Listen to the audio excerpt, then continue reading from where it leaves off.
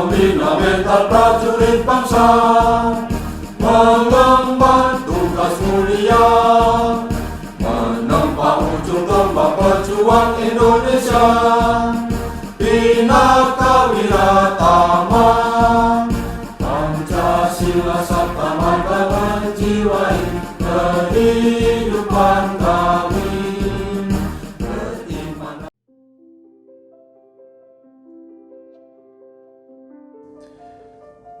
Para prajurit TNI Angkatan Darat dan segenap PNS beragama Katolik beserta seluruh keluarga yang dikasihi Tuhan kita Yesus Kristus, selamat berjumpa kembali dalam pembinaan rohani Katolik. Sebelum kita memulai ceramah ini, marilah kita membuat tanda kemenangan Tuhan kita Yesus Kristus. Dalam nama Bapa dan Putra dan Roh Kudus. Amin. Semoga kita semua selalu diberkati dalam keadaan sehat dan dapat menjadi pelopor dalam melaksanakan protokol kesehatan. Saudara yang terkasih di dalam Yesus Kristus, tema yang menjadi renungan pada pagi hari ini adalah dasar cinta kasih di dalam perkawinan Katolik. Muncul pertanyaan, cinta atau mencintai? Sesungguhnya apa artinya? Sebab pada kenyataan dewasa ini, banyak kata cinta yang diucapkan tetapi pelaksanaannya tidak sesuai dengan kenyataannya. Jika bila seorang pria mencintai seorang wanita, maka dalam diri pria tersebut ada niat dan keinginan untuk membahagiakan wanita itu dengan segenap kemampuan, melalui tindakan, tingkah laku, perbuatan, perkataan, maupun hati dan pikiran. Begitu juga sebaliknya, wanita yang mencintai pria akan melakukan hal yang sama sehingga terjadi timbal balik untuk saling berusaha membahagiakan pasangannya dan tidak saling menyakiti yang akan membuat kecewa pasangannya, sedih, marah, atau putus asa. Sebaliknya, karena ada cinta pada pasangan, maka dengan mudah mereka dapat menerima apa adanya, termasuk meminta dan memberikan maaf bila pasangan itu berbuat salah, tidak dengan ada apanya. Jadi, tujuan dan orientasi adalah demi kebahagiaan orang yang dicintai dan bukan semata-mata untuk kebahagiaan diri sendiri.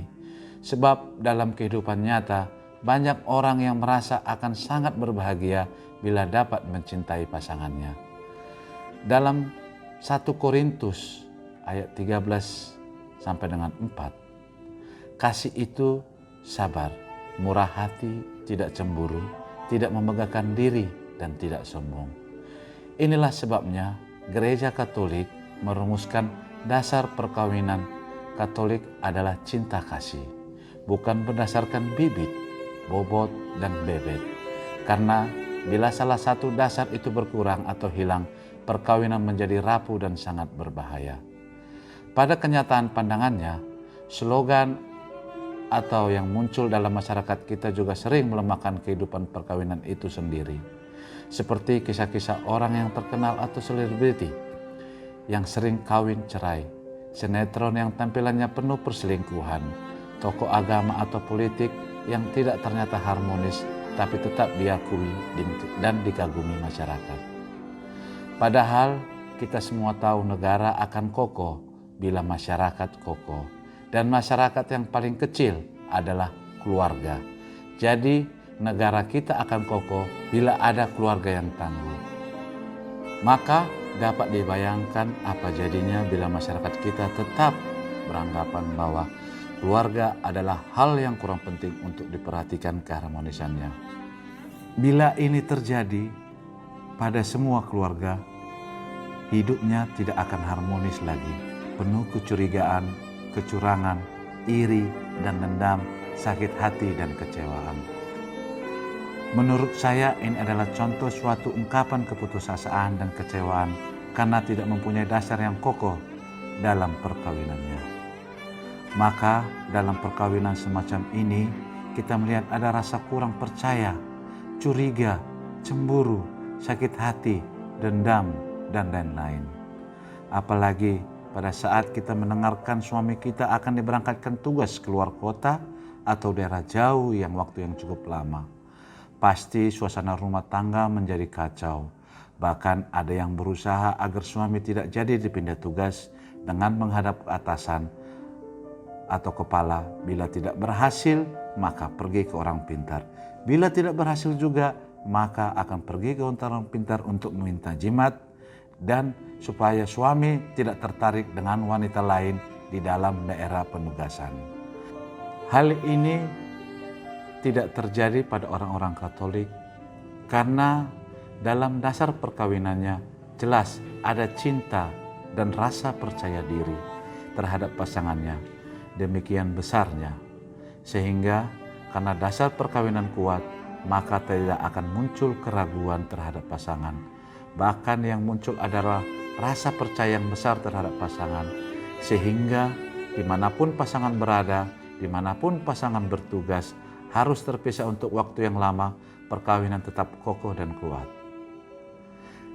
Dasar cinta kasih dalam perkawinan Katolik diangkat martabatnya oleh Allah, sebab melambangkan cinta Allah sendiri kepada umatnya. Artinya, cinta Tuhan kepada umat yang tak pernah terputus walaupun manusia selalu berdoa dan mencapai puncaknya dengan kedatangan Sang Penebus. Ini adalah anugerah dan bukti cinta yang sangat besar dari Allah kepada manusia. Dan kini cinta itu dilambangkan oleh suami istri dalam hidup perkawinan. Maka suami harus mampu mencintai istrinya dengan sepenuh hati sebagai anugerah dari Tuhan. Begitu juga dengan sebaliknya. Istri dapat mencintai suami dengan sepenuh hati dengan anugerah dari Tuhan. Maka kehidupan keluarga yang penuh cinta antara suami dan istri menjadi lambang cinta Tuhan pada manusia.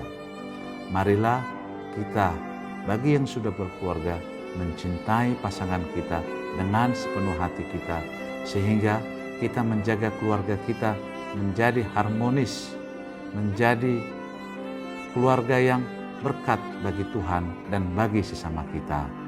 Amin.